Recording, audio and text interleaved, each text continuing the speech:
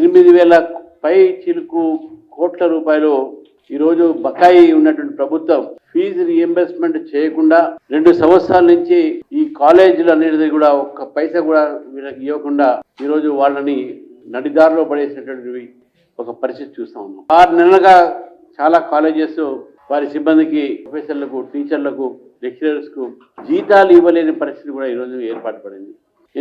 గతంలో అసెంబ్లీ ఎన్నికల్లో తెలంగాణ కాంగ్రెస్ పార్టీ ఆ రోజు 6 గ్యారంటీలో ఎడ్యుకేషన్ కూడా 5 లక్షల విద్యా కార్డు ఏదో చెప్పి ఇస్తానని చెప్తాను.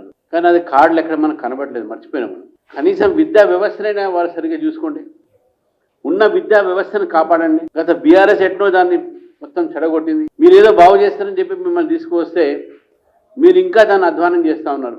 ఉస్మానియా విశ్వవిద్యాలయంలో పోయి 1000 కోట్లు అని చెప్పారు. రిటైర్మెంట్ టీచర్లకు మీరు పెన్షన్ ఇవ్వలేని పరిస్థితి ఉన్నది. 1000 కోట్లు అని అక్కడ వాగ్దానం చేస్తారు. ఎడ్యుకేషన్ మినిస్ట్రీ ముఖ్యమంత్రి గారి దగ్గర ఉంది కాబట్టి దయచేసి ఈ ఫీ రీఎంబర్స్మెంట్కు ఉన్నటువంటి ఒక ఏదైతే బకాయిలు ఉన్నాయో వెంటనే రిలీజ్ చేయండి.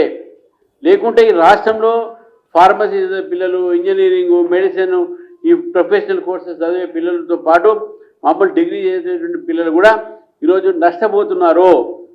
ఇది మంచి పద్ధతి కాదు. ఒక జనరేషన్, ఒక తరాన్ని మనం తయారు చేయాల్సినటువంటి ఒక బాధ్యత ఎడ్యుకేషన్ మీద ఉంది, ఎడ్యుకేషన్ మినిస్ట్రీ మీద ఉంటుంది. భారతీయ జనతా పార్టీ ఈరోజు ఏదైతే ప్రైవేట్ మేనేజ్మెంట్స్ తీసుకున్న నిర్ణయం ఉందో దాన్ని పూర్తిగా మేము దాన్ని మద్దతు పలుకుతున్నాము, పూర్తిగా వారంటే ఉంటామని చెప్పేసి కూడా మీకు తెలియజేస్తాం.